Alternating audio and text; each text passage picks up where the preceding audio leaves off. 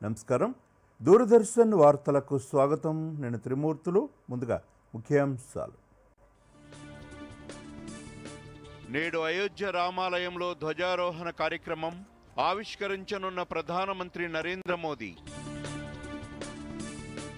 అంతర్జాతీయ స్థాయిలో లగచర్ల పారిశ్రామిక వాడను తీర్చిదిద్దుతామన్న సీఎం రేవంత్ రెడ్డి. మహిళా పారిశ్రామికవేత్తల ఉత్పత్తుల విక్రయానికి అమెజాన్తో చర్చిస్తున్నామని వెల్లడి. మరో 2 రోజుల్లో గ్రామ పంచాయతీ ఎన్నికలకు నోటిఫికేషన్ వెలువడుతుందన్న ముఖ్యమంత్రి. గ్రామాలను అభివృద్ధి చేసే అభ్యర్థులను, యువకులను సర్పంచులుగా ఎన్నుకోవాలని పిలుపు. నేడు రాష్ట్ర మంత్రివర్గం సమావేశం. పునరుత్పాదక ఇంధన కేంద్రాలతో పాటు స్థానిక సంస్థల ఎన్నికల ఏర్పాట్లపై చర్చించే అవకాశం. 1 కోటి మంది మహిళలను కోటీశ్వరులను చేయటమే లక్ష్యమన్న మంత్రులు. నిర్మల్లో ఇందిరమ్మ చీరలు పంపిణీ చేసిన జూపల్లి కృష్ణారావు. ములుగులో లబ్ధిదారులకు చెక్కులు అందజేసిన సీతక్క. దక్షిణాఫ్రికాతో 2వ టెస్టులో కష్టాల్లో టీమిండియా. తొలి ఇన్నింగ్స్ లో 201 పరుగులకు ఆల్అౌట్. ప్రస్తుతం 314 పరుగుల ఆధిక్యంలో సఫారీ జట్టు.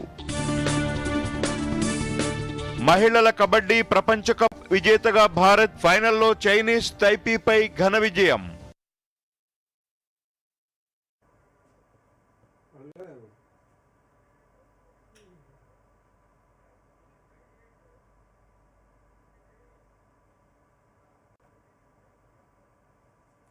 అయోధ్యలో శ్రీరామ మందిరం మరో చారిత్రక ఘట్టానికి సిద్ధమవుతోంది. ఆలయ శిఖరంపై ధ్వజారోహణ జరగనుంది. ప్రధాన ఆలయ నిర్మాణం పూర్తయినందుకు గుర్తుగా జరిగే ఈ వేడుక కోసం ఆలయంతో పాటు పట్టణమంతా ఇప్పటికే సర్వాంగ సుందరంగా ముస్తాబు చేశారు. ఈ సందర్భంగా దూరదర్శన్ యాదగిరి ప్రత్యేక కథనం చూద్దాం. అయోధ్యలోని శ్రీరామ జన్మభూమి ఆలయ ప్రధాన నిర్మాణం పూర్తయిన సందర్భంగా నేడు ధ్వజారోహణ మహోత్సవం జరగనుంది. ఉదయం 11:52 నుంచి మధ్యాహ్నం 12:35 మధ్య శుభముహూర్తంలో ప్రధాని నరేంద్ర మోదీ స్వయంగా 22 అడుగుల ఎత్తైన పవిత్ర ధ్వజాన్ని ఎగురవేస్తారు. 21 మంది వేద ఆచార్యులు, శంఖం పట్టిన స్వచ్ఛంద సేవకుల నడుమ ప్రధాని ధ్వజారోహణం చేయనున్నారు. ఈ కార్యక్రమంలో ఆర్ఎస్ఎస్ సర్ సంఘచాలక్ మోహన్ భగవత్తో పాటు పలువురు ప్రముఖులు పాల్గొంటారు. ధ్వజారోహణ సమయంలో ఆకాశంలో హెలికాప్టర్ల నుంచి ఆలయ శిఖరంపై పూలవర్షం కురవనుంది. ఆలయం చుట్టూ పట్టణమంతా ఇప్పటికే దీపాలతో, రంగవల్లికలతో సర్వాంగ సుందరంగా ముస్తాబైంది. శ్రీరామ జన్మభూమి తీర్థక్షేత్ర ట్రస్ట్ ఈ వేడుకలకు 7,000 మంది ప్రత్యేక అతిథులను ఆహ్వానించింది. ముఖ్యంగా గ్రామీణ ప్రాంతాల నుంచి వచ్చిన భక్తులు, ఆలయ నిర్మాణానికి విరాళాలు ఇచ్చిన ప్రముఖ వ్యాపారవేత్తలు, పారిశ్రామికవేత్తలు ఈ కార్యక్రమంలో పాల్గొంటారు. 200 అడుగుల వెడల్పు ఉన్న భారీ ఎల్ఈడి తెరలపై అందరూ ఈ మహోత్సవాన్ని వీక్షించే అవకాశం కల్పించారు. 2024 జనవరి 22న ప్రధాని మోదీ చేతుల మీదుగా శ్రీరామ్లల్లా ప్రాణ ప్రతిష్ఠ జరిగినప్పటి నుంచి ఆలయ ప్రధాన నిర్మాణ పనులు వేగంగా సాగాయి. ఇప్పుడు పూర్తి కావడంతో ఈ ధ్వజారోహణ కార్యక్రమం జరుగుతోంది. ధ్వజం ఎగురవేయడం అంటే ధర్మం మీద అధర్మం ఓడిపోయినట్టు, భక్తులందరికీ రండి అని ఆహ్వానం పలికినట్టు అని శాస్త్రాలు చెబుతున్నాయి.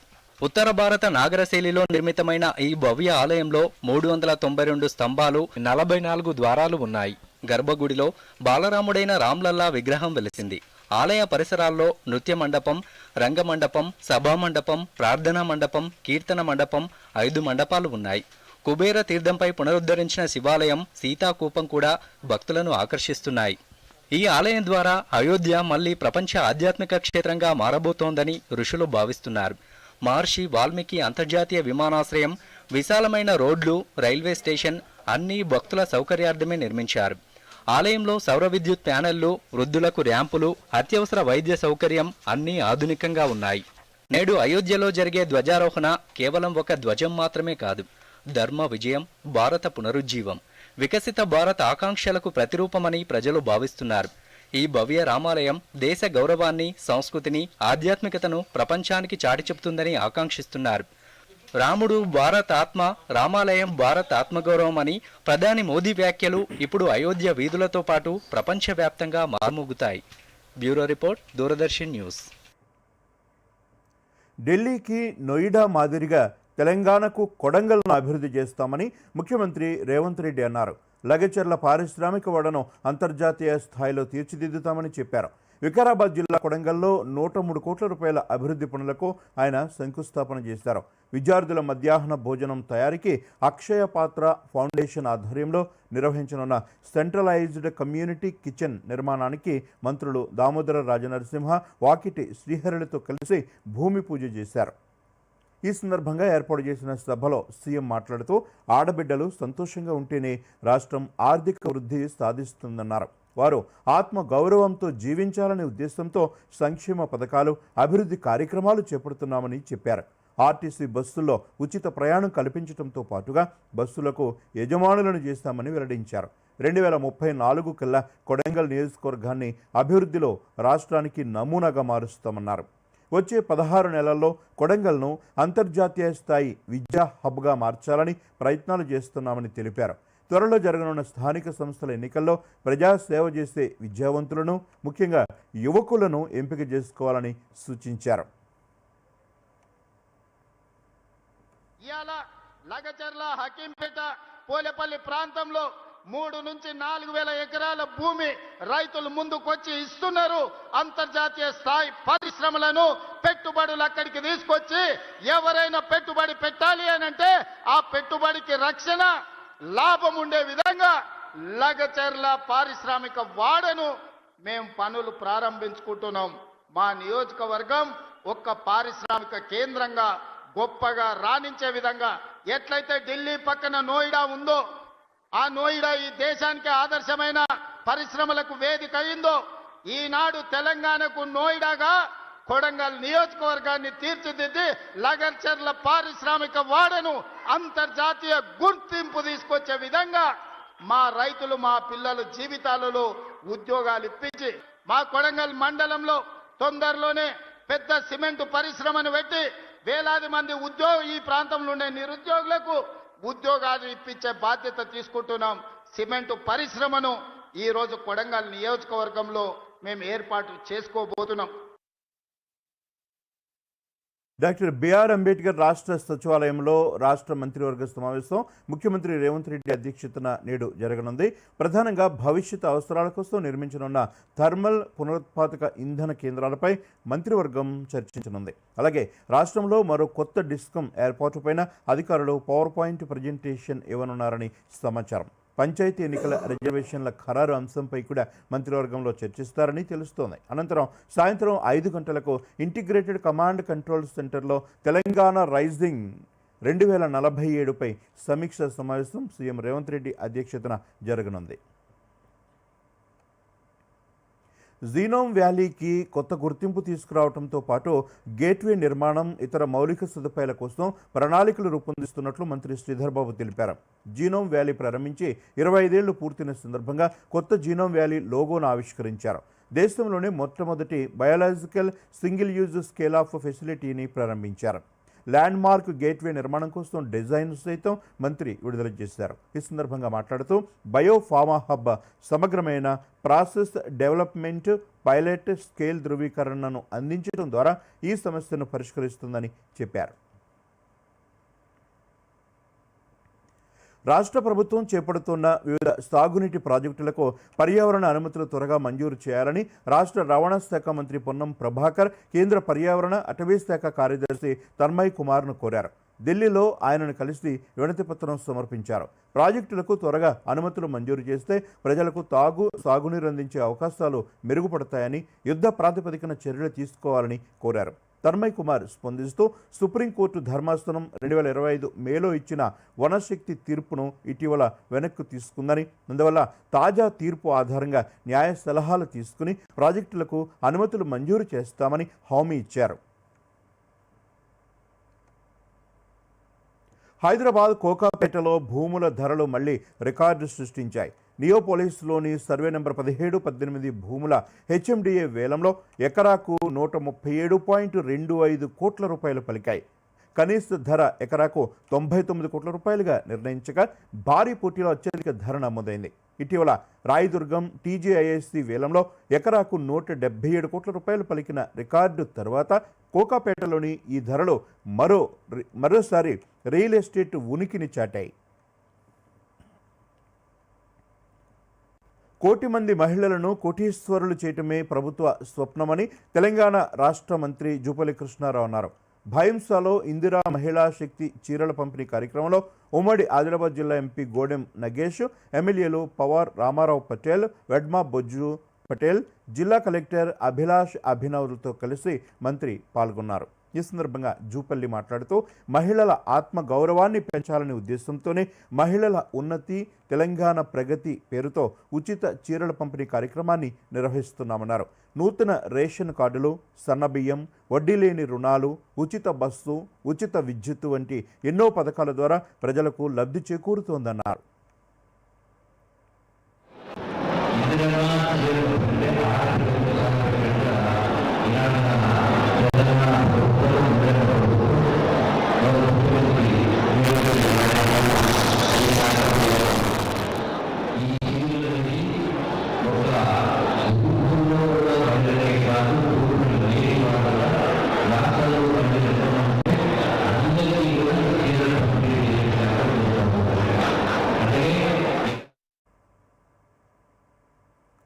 రాష్ట్రంలో పత్తి రైతులు ఎదుర్కొంటున్న సమస్యలను గవర్నర్ జిష్ణుదేవ్ వర్మ దృష్టికి రైతు కమిషన్ చైర్మన్ కోదండరెడ్డి బృందం తీసుకువెళ్లింది. పత్తి రైతుల విషయంలో కమిషన్ వినతిపత్రం అందించింది. సీసీఐ పత్తి కొనుగోలు కిసాన్ కసాబ్ యాప్లో నమోదు చేసుకోవాలని నిబంధన సహా పలు అంశాలను గవర్నర్కు వివరించారు. ఈసారి రాష్ట్రంలో 48 లక్షల ఎకరాల్లో పత్తి సాగు జరిగిందని, తుపాను ప్రభావంతో రైతులు తీవ్రంగా నష్టపోయారని, దీనిపై ఫిర్యాదులు అందాయని వివరించారు. ములుగు జిల్లా ఏటూరు నాగారం, కన్నాయిగూడెం మండలాల్లో మంత్రి సీతక్క మహిళా సంఘాల సభ్యులకు ఇందిరమ్మ చీరలు పంపిణీ చేశారు. ఏటూరు నాగారం డివిజన్ పరిధిలోని గుత్తికోయగూడెల్లో రియలబుల్ ట్రస్ట్ సహకారంతో గుత్తికోయలకు బ్లాంకెట్స్, స్వెటర్స్ అందజేశారు. అనంతరం కన్నాయిగూడెం, ఏటూరు నాగారం మండలాల్లో ఇందిరమ్మ చీరల పంపిణీ కార్యక్రమంలో పాల్గొన్నారు. 262 సంఘాలకు 15,97,55,000 రూపాయల చెక్కులను కూడా మంత్రి ఈ సందర్భంగా అందజేశారు. అనంతరం సీతక్క మాట్లాడుతూ 1 కోటి మంది మహిళలను కోటీశ్వరులను చేయటమే లక్ష్యంగా తమ ప్రభుత్వం ముందుకు వెళుతోందన్నారు. గుత్తికోయ గూడెల్లో విద్యుత్ సరఫరా కోసం సోలార్ పవర్ యూనిట్లను ఏర్పాటు చేస్తామని, బోరు బావులకు సోలార్ విద్యుత్తు అందించి తాగునీరు అందిస్తామని తెలిపారు. ముఖ్యమంత్రి గారు వడ్డీ లేని రుణాలతో పాటు మహిళలు ఎవరైనా యాక్సిడెంట్ చనిపోతే 10 లక్షల ఇన్సూరెన్స్, పోయినసారి దాదాపుగా 400 మందికి పైగా చనిపోతే 40 కోట్ల రూపాయలు ఒక్కొక్కరికి 10 లక్షల ఇన్సూరెన్స్ మనము మహిళా సంఘాల నుంచి ఇప్పించి వాళ్ళని ఆ రకంగా ఆదుకుంటున్నాం. కాబట్టి ఇట్లాంటి అనేక కార్యక్రమాలు చేపడుతూ మహిళల ఉన్నతే తెలంగాణ ప్రగతి అని మన ముఖ్యమంత్రి గారు భావిస్తూ ఈరోజు మహిళలు ఎదగాలి, మహిళలు సంతోషంగా ఉండాలనేది మా యొక్క లక్ష్యం.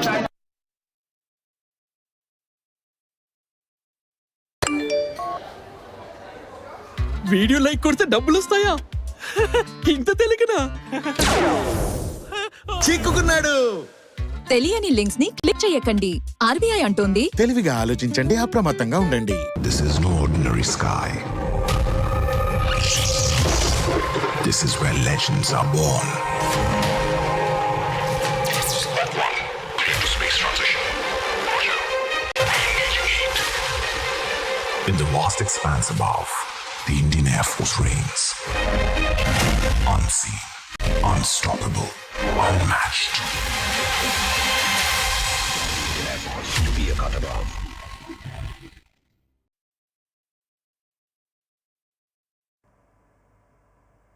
Welcome back. రాష్ట్ర ప్రభుత్వం తీసుకొచ్చిన Hyderabad industrial lands transformation policy పెద్ద కుంభకోణమని బీజేపీ శాసనసభాపక్ష నేత ఏలేటి మహేశ్వర్ రెడ్డి ఆరోపించారు. బీజేపీ రాష్ట్ర కార్యాలయంలో ఆయన విలేకరుల సమావేశంలో మాట్లాడుతూ ఈ పాలసీని సక్రమంగా వినియోగించుకుంటే రాష్ట్ర ఆర్థిక పరిస్థితి మెరుగుపడేదని, కానీ దీనిపై మంత్రివర్గంలో కనీసం చర్చ కూడా జరగలేదన్నారు. ఈ పాలసీలో ల్యాండ్ కన్వర్షన్కు, మార్కెట్ ధరలకు అనుగుణంగా టీజీఐఎస్సీ ధరలను సవరించి అమలు చేయాలని అన్నారు. ఇకనైనా ప్రభుత్వం దీనిపై పునరాలోచన చేయాలని పేర్కొన్నారు.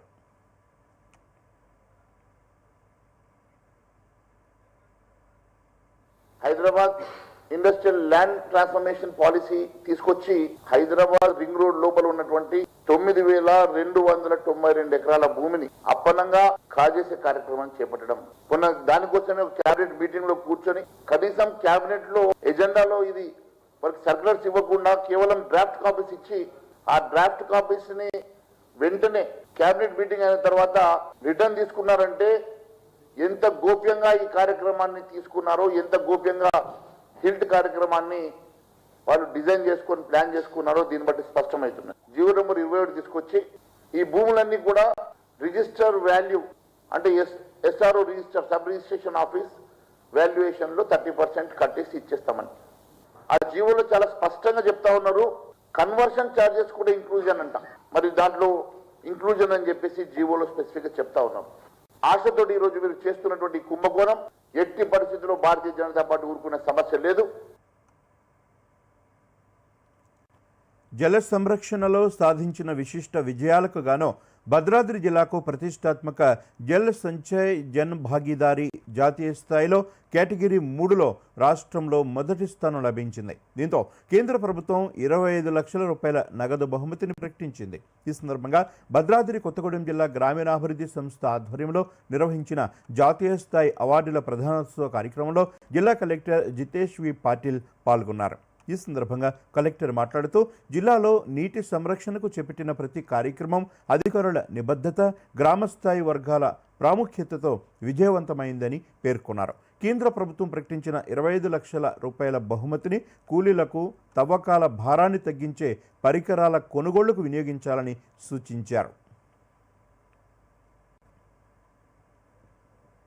ముఖ్యంగా ఈ అవార్డు ఏదైతే వచ్చిందో ఇది జిల్లాకి వచ్చింది కాబట్టి వాళ్ళందరూ ఇంకా స్ఫూర్తితో పనిచేస్తారని మళ్ళీ ఒకసారి దేశ స్థాయిలో మన భద్రాద్రి కొత్తగూడెం జిల్లాకి మంచి పేరు తెస్తారని వాళ్ళకి మళ్ళీ ఒకసారి కోరుకుంటూ వాళ్ళందరికీ శుభాకాంక్షలు తెలపడం జరిగింది. అందరికీ ప్రజలందరికీ కూడా నా విజ్ఞప్తి, మీరు కూడా దీంట్లో భాగస్వామ్యం తీసుకోండి. ఎందుకంటే ఈసారి JSJB జల్ సంచయ్ జన్ భాగీదారీ 2.0 అంటే 2వ విడతలో ఏం చేస్తున్నామంటే పొలాల్లో ఒక చిన్న ఇంకుడు గుంతతో పాటు దాంట్లో బయోచార్ తయారు చేసే ప్రణాళిక ఈసారి వేస్తున్నాము. దీంట్లో నీళ్లే కాదు కానీ నేలకి కూడా కాపాడే ఒక పద్ధతిలో మేము ముందుకు పోతున్నాము. దీంట్లో మన అందరు సిబ్బంది, యువత అందరిది శ్రమ చెమట ఉంది కాబట్టి ఇట్లా ఎన్నో అవార్డ్స్ ఈ జిల్లాకి వస్తాయి. ఎందుకంటే దీంట్లో చాలా కష్టపడుతున్నారు అందరూ. హైదరాబాద్ పాత బస్తీ శాలిబండలో భారీ అగ్ని ప్రమాదం చోటు చేసుకుంది. లాల్ దర్వాజా క్రాస్ రోడ్స్ వద్ద ఉన్న గోమతి ఎలక్ట్రానిక్స్ భవనం నిమిషాల్లోనే మంటలకు ఆహుతైంది. 2 అంతస్తుల ఈ షోరూంలో ఎలక్ట్రానిక్ వస్తువులు, గృహోపకరణాలు పెద్ద సంఖ్యలో ఉండటంతో మంటలు విపరీతంగా వ్యాపించాయి. ఈ ప్రమాదంలో ఒకరు మృతి చెందగా మరో 2కి గాయాలయ్యాయి. సమాచారం అందుకున్న అగ్నిమాపక సిబ్బంది హుటాహుటిన ఘటనా స్థలానికి చేరుకుని మంటలను అదుపులోకి తీసుకొచ్చారు. అప్రమత్తమైన సిబ్బంది ప్రమాద స్థాయి పెరగకముందే పరిసర ప్రాంతాల్లోని స్థానికులను ఖాళీ చేయించారు.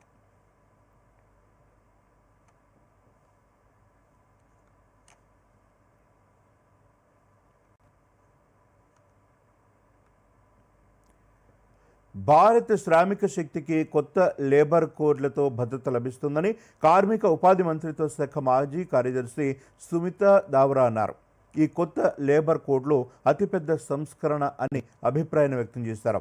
గిగ్ వర్కర్లను ప్రపంచంలోనే మొదటిసారిగా భారత్ నిర్వచించిందని వెల్లడించారు. అదేవిధంగా పరిశ్రమకు ఒకే లైసెన్సు, రిజిస్ట్రేషన్లను ఆన్లైన్ ద్వారా అందించడంతో పారదర్శకత ఉంటుందన్నారు. ఆర్థిక వ్యవస్థ కూడా ఈ కొత్త లేబర్ కోడ్లు ఎంతగానో ఉపయోగకరంగా ఉంటుందని అన్నారు.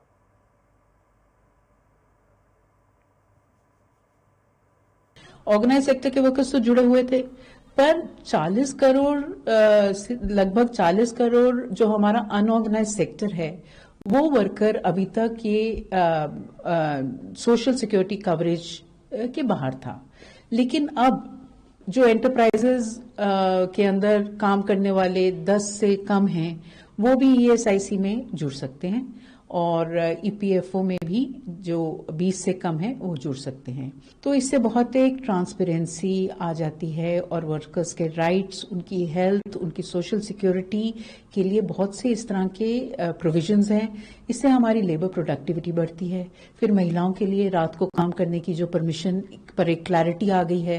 महिलाओं के लिए काम करने की ऑप्शंस बढ़ गई हैं. उनके लिए प्रमोशन के चांसेस, जो इंजीनियर्स हैं फॉर एग्जांपल महिलाएं रात का शिफ्ट भी कर सकेंगी, 3 शिफ्ट्स बैक टू बैक, तो प्रमोशन के चांसेस बढ़ते हैं. ఇండస్ట్రీలో విషాదం చోటు చేసుకుంది. లెజెండరీ యాక్టర్ ధర్మేంద్ర కన్నుమూశారు. కొంతకాలంగా తీవ్ర అనారోగ్యంతో బాధపడుతున్న ఆయన ఇటీవల ఆసుపత్రిలో చికిత్స పొంది కోలుకున్న మరోసారి ఆరోగ్యం విషమించడంతో తుది శ్వాస విడిచారు. ధర్మేంద్ర మృతి పట్ల సినీ రాజకీయ ప్రముఖులు అభిమానులు దిగ్భ్రాంతి వ్యక్తం చేశారు. పాటు సినీ ప్రియులను అలరించిన బాలీవుడ్ దిగ్గజ నటుడు ధర్మేంద్ర 89 ఏళ్ల వయసులో కన్నుమూశారు. యాక్షన్ కింగ్, బాలీవుడ్ హీమ్యాన్ గా పేరుగాంచిన ధర్మేంద్ర 6 దశాబ్దాల్లో 300కు పైగా సినిమాల్లో నటించారు. ఆయన నటించిన ఎన్నో సినిమాలు బ్లాక్ బస్టర్ గా నిలిచాయి. సినీ పరిశ్రమకు చేసిన సేవలకు గాను 1997లో ప్రతిష్టాత్మక Filmfare life time achievement award అందుకున్నారు. భారత ప్రభుత్వం 2012లో ఆయనను పద్మభూషణ్ పురస్కారంతో సత్కరించింది. ఆయన చివరిగా నటించిన చిత్రం 21 డిసెంబర్ 25న విడుదల కానుంది. ధర్మేంద్ర అసలు పేరు ధర్మేంద్ర కేవల్ కిషన్ డియోల్. 1935 డిసెంబర్ 8న పంజాబ్లోని లుధియానా జిల్లా సస్రలి అనే గ్రామంలో జన్మించారు. 1954లో ప్రకాష్ కౌర్ను వివాహం చేసుకుని చిత్ర పరిశ్రమలోకి అడుగుపెట్టారు. తర్వాత నటి హేమామాలినితో ప్రేమలో పడ్డారు. 1980లో హేమామాలినిని రెండవ వివాహం చేసుకున్నారు. ధర్మేంద్రకు 6 సంతానం. కొడుకులు సన్నీ డియోల్, బాబీ డియోల్ కూడా బాలీవుడ్లో నటిస్తున్నారు. కూతుళ్లు కూడా సినీ పరిశ్రమలో కొనసాగుతున్నారు. Dharmendra 1960లో Dil be Tera hum be తేరేతో తన కెరియర్ను ప్రారంభించారు. 6 దశాబ్దాల తన కెరీర్లో అతను యాదోన్ కి భారత్, మేరా గావ్ మేరా దేశ్, ప్యార్ కియాతో డర్నా క్యా, బిగతాబ్ వంటి సినిమాల్లో నటించారు. ఐకానిక్ మూవీ షోలేలో వీరు పాత్రలో ధర్మేంద్ర నటించారు. ఆలీబాబా చాలీస్ చౌర్, దోస్త్, dream girl, Sunny, Goyal, loafer, మేరా నామ్ జోకర్ తదితర చిత్రాల్లోనూ ధర్మేంద్ర నటించారు. ఇక రాజకీయాల్లోకి అడుగుపెట్టిన ధర్మేంద్ర 2004లో బికనీర్ నుంచి బీజేపీ ఎంపీగా గెలిచారు. 89 ఏళ్ల వయసులో కూడా ధర్మేంద్ర సోషల్ మీడియాలో చురుగ్గా ఉంటూ ఆరోగ్యకరమైన జీవనశైలిని, సేంద్రియ జీవనశైలిని ప్రోత్సహించే వీడియోలు తరచుగా పంచుకున్నారు. ధర్మేంద్ర మృతి పట్ల సినీ రాజకీయ ప్రముఖులు, అభిమానులు దిగ్భ్రాంతి వ్యక్తం చేస్తున్నారు. ఆయన ఆత్మకు శాంతి చేకూరాలని ప్రార్థిస్తున్నారు. 6 దశాబ్దాల పాటు నటుడిగా ధర్మేంద్ర అలరించారు. ఆ రోజుల్లో చాలా మంది అమ్మాయిల కలల రాకుమారునిగా నిలిచారు. ఇక పార్లమెంటు సభ్యుడిగాను ప్రజాసేవ చేసిన ధర్మేంద్ర అటు సినీ ప్రియులతో పాటు ప్రజల మనస్సుల్లో చిరకాలం నిలిచిపోతారు. Bureau report, Doordarshan news.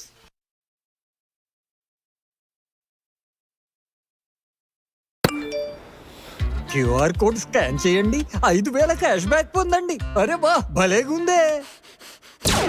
చిక్కుకున్నాడు. యూపీఐ పిన్ ఎంటరింగ్ కేవలం డబ్బు పంపడానికేనా? ఆర్బీఐ అంటోంది తెలివిగా ఆలోచించండి, అప్రమత్తంగా ఉండండి.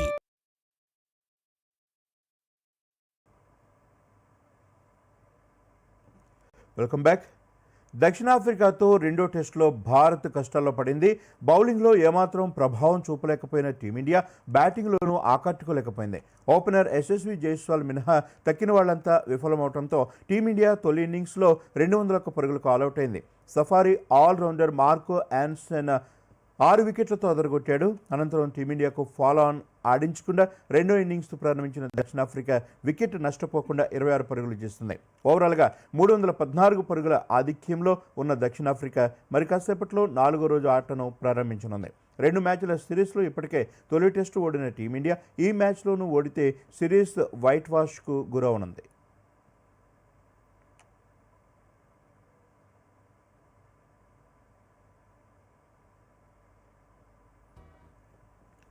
ప్రపంచ వేదికపై భారత మహిళల కబడ్డీ జట్టు సత్తా చాటింది. స్ఫూర్తిదాయక ప్రదర్శనతో ప్రపంచ కప్ను గెలుచుకుంది. సోమవారం జరిగిన ఫైనల్లో డిఫెండింగ్ ఛాంపియన్ భారత్ 35-28తో చైనీస్ తైపీని ఓడించింది. ఈ పోరు ఉత్కంఠభరితంగా సాగిన బలమైన డిఫెన్స్, దూకుడైన ఆటతో భారత్ పైచేయి సాధించింది. ముఖ్యంగా ఆఖర్లో ట్యాంక్లింగ్లో అదరగొట్టిన విజయాన్ని సొంతం చేసుకుంది.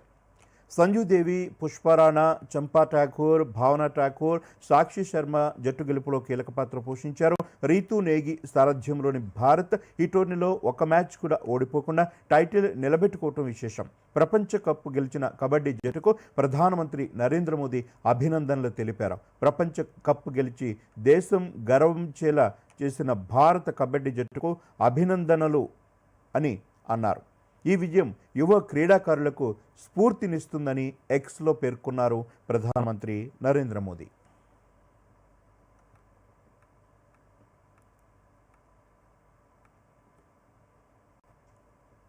నూతన కార్మిక కోడ్ల అమలుతో దేశంలో కొత్త శకం ఆరంభమైంది. గతంలో ఉన్న కార్మిక చట్టాల స్థానంలో కొత్తగా 4 లేబర్ కోడ్లను కేంద్ర ప్రభుత్వం అమలు చేస్తోంది. ఈ క్రమంలో కొత్త లేబర్ కోడ్ల శీర్షికన స్పాట్లైట్ కార్యక్రమం దూరదర్శన్ యాదగిరిలో వార్తల అనంతరం ప్రసారమవుతుంది. ఇక మరోమారు ముఖ్యాంశాలతో వార్తలు ముగిద్దాం. నమస్కారం. నేడు అయోధ్య రామాలయంలో ధ్వజారోహణ కార్యక్రమం ఆవిష్కరించనున్న ప్రధానమంత్రి నరేంద్ర మోదీ. అంతర్జాతీయ స్థాయిలో లగచర్ల పారిశ్రామిక వాడను తీర్చిదిద్దుతామన్న సీఎం రేవంత్ రెడ్డి. మహిళా పారిశ్రామికవేత్తల ఉత్పత్తుల విక్రయానికి అమెజాన్తో చర్చిస్తున్నామని వెల్లడి. మరో 2 రోజుల్లో గ్రామ పంచాయతీ ఎన్నికలకు నోటిఫికేషన్ వెలువడుతుందన్న ముఖ్యమంత్రి. గ్రామాలను అభివృద్ధి చేసే అభ్యర్థులను, యువకులను సర్పంచులుగా ఎన్నుకోవాలని పిలుపు.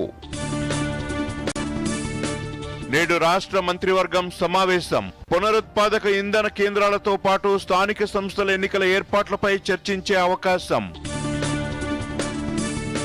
1 కోటి మంది మహిళలను కోటీశ్వరులను చేయటమే లక్ష్యమన్న మంత్రులు. నిర్మల్లో ఇందిరమ్మ చీరలు పంపిణీ చేసిన జూపల్లి కృష్ణారావు. ములుగులో లబ్ధిదారులకు చెక్కులు అందజేసిన సీతక్క. దక్షిణాఫ్రికాతో 2వ టెస్టులో కష్టాల్లో టీమిండియా. తొలి ఇన్నింగ్స్ లో 201 పరుగులకు ఆల్అౌట్. ప్రస్తుతం 314 పరుగుల ఆధిక్యంలో సఫారీ జట్టు. మహిళల కబడ్డీ ప్రపంచ కప్ విజేతగా భారత్. ఫైనల్లో చైనీస్ తైపీపై ఘన విజయం. ఇప్పుడు వార్తలు ఎక్కడైనా ఎప్పుడైనా DD న్యూస్ ఇప్పుడు మీ చేతిలో. దూరదర్శన్ యాదగిరి వార్తలు డిజిటల్ ప్లాట్ఫామ్స్ లో చూడండి. యూట్యూబ్, ఫేస్బుక్, ఇన్స్టాగ్రామ్, ఎక్స్ మరియు వేవ్స్ లో ఫాలో అవ్వండి, లైక్ చేయండి, షేర్ చేయండి.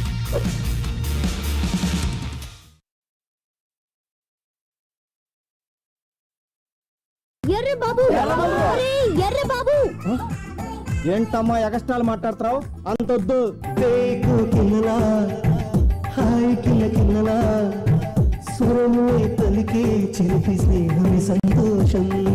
ఇంకెన్నాళ్ళు ఈ పెద్ద ఆయన చూసి ఎగిరి పడతారో నేను చూస్తా. ఏంట్రా నువ్వు